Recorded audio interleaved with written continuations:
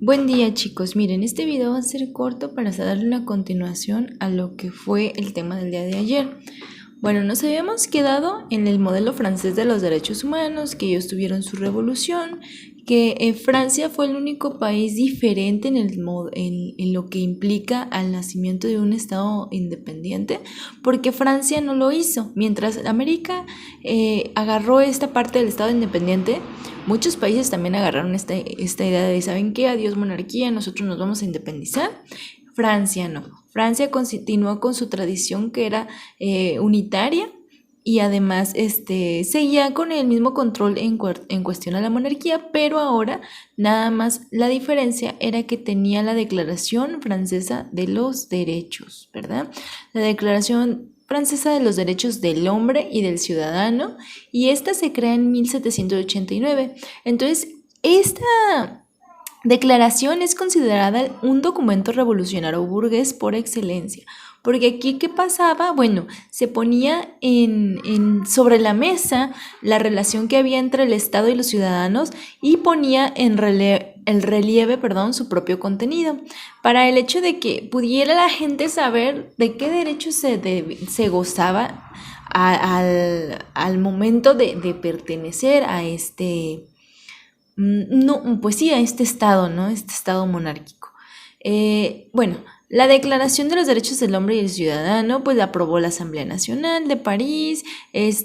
Con la creación de este documento, más que nada, se daba a conocer los derechos de la justicia natural que todos los individuos tenían.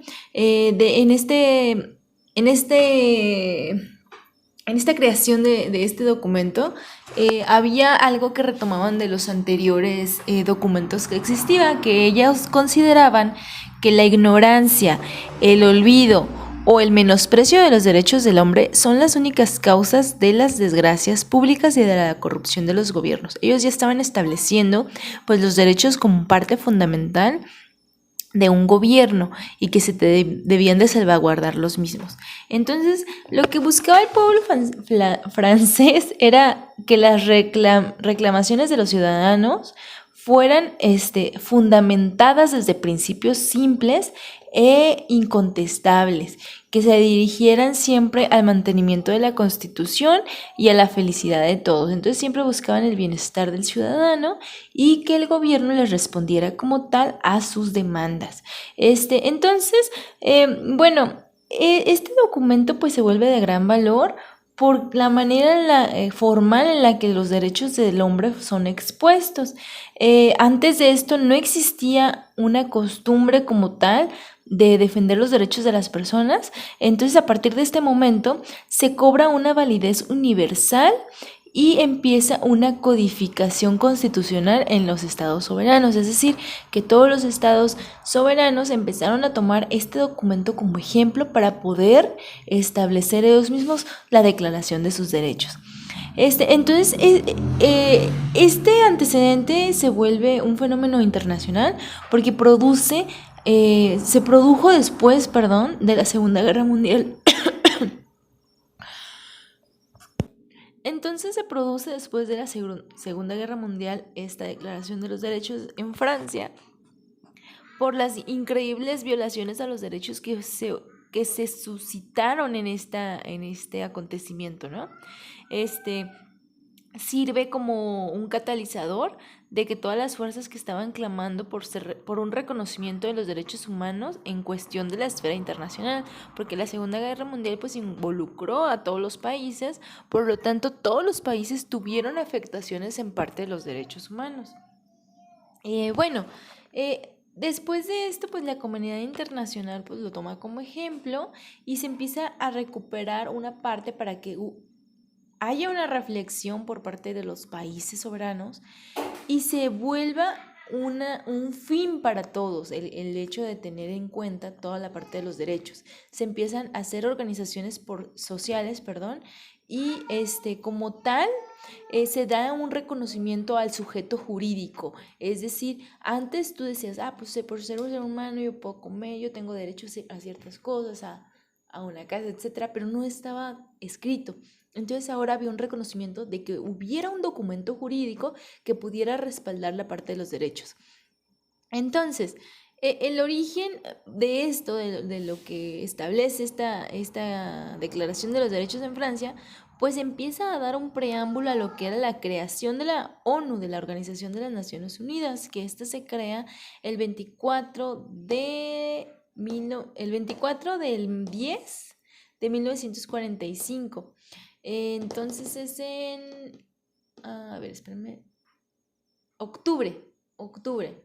En octubre, el 24 de octubre del 45 es cuando es creada la Organización de las Naciones Unidas y más que nada es un organismo intergubernamental y su propósito es más que nada salvar a las generaciones futuras de la devastación que se producen en los conflictos internacionales. Es decir, la ONU se establece como un tipo referee en cuestión a las problemáticas que se suscitan de un país a otro, que en este caso lo más conocido es en cuestión de las guerras, pero ellos también manejan una amplia gama de los derechos humanos, de objetivos que se manejan para la sustentabilidad del mismo bienestar de la humanidad, ¿no?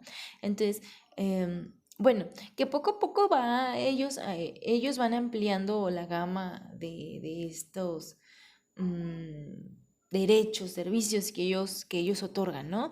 Pero el origen en sí es la parte de salvaguardar los derechos humanos por parte de una organización internacional. Entonces se crea esta asamblea y se crea un Consejo de Seguridad y un Corte Internacional de Justicia, y esto se hace en relación con los derechos humanos, un Consejo Económico y Social y con la facultad de establecer comisiones para la promoción de los derechos humanos. Todo esto pasa pues después de la Segunda Guerra Mundial y después de la creación de la ONU. La comunidad internacional se compromete a no permitir nunca más atrocidades como fueron las que se suscitaron en la Segunda Guerra, ¿no? En este conflicto internacional. Y para llevar a cabo esta idea, pues se firma la Carta de las Naciones Unidas el 26 de junio del 45. Durante una convención en San Francisco, y en su esencia pues la carta establece la paz entre las naciones y promover el respeto a los derechos humanos y a las libertades fundamentales sin distinción alguna, porque ellos nos manejan pues todas las libertades a nivel internacional, que debemos de tenerlo como un ejemplo, ¿no? Como un ejemplo a seguir. Bueno, a pesar de esta trascendencia que tuvo el documento, hay que tomar en cuenta que solo se limitó a formular la intención de una promoción internacional de los derechos humanos y las libertades fundamentales, sin dar un desarrollo jurídico y positivo concreto. Es decir, es como una sugerencia, no los obliga como tal a todos los países a establecer los derechos que ellos mantienen, porque hay países que no se basan en lo que la ONU establece, sino que ellos simplemente establecen los derechos en cuestión jurídica como sus tradiciones lo marcan, ¿no? Hay muchos países que no los siguen al pie de la letra, hay otros que sí.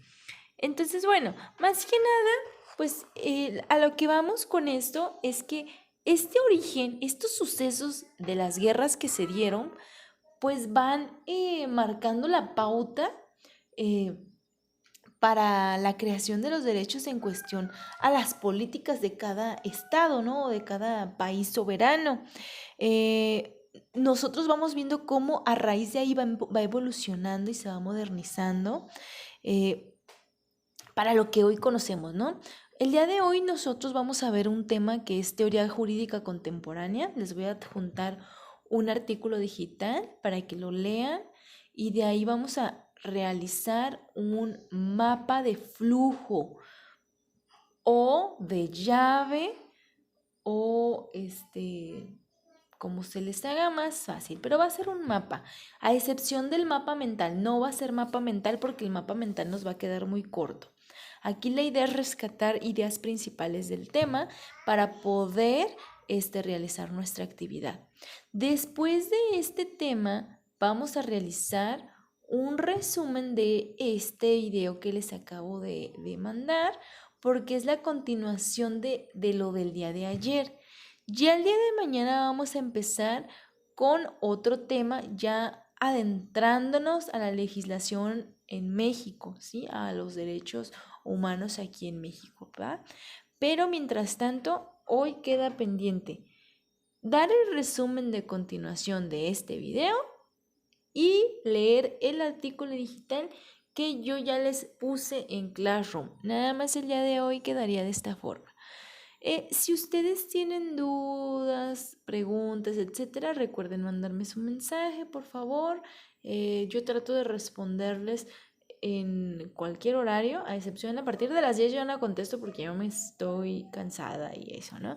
Pero yo trato de responderle desde que son las 7 de la mañana hasta las 10. Sí me suelo tardar un poco, pero sí estoy al tanto de los mensajes que ustedes me mandan, ¿de acuerdo? Bien, entonces por hoy sería todo. Espero ya todos tengan sus observaciones en Classroom y sus calificaciones asignadas, ¿sale? Recordemos que los valores son diferentes a otras materias porque en este caso es una materia en línea. Entonces, para que chequen cómo me voy a manejar con los valores si no los han visto, si los vieron y tienen preguntas, por favor también igual hay que preguntarlas. La asistencia tiene un valor muy mínimo en mi materia. Lo que tiene un valor más fuerte son actividades en clase, examen y producto integrador, que más adelante les voy a decir qué les voy a dejar de producto integrador. Bien chicos, pues buen día a todos y los dejo con sus actividades. Bye.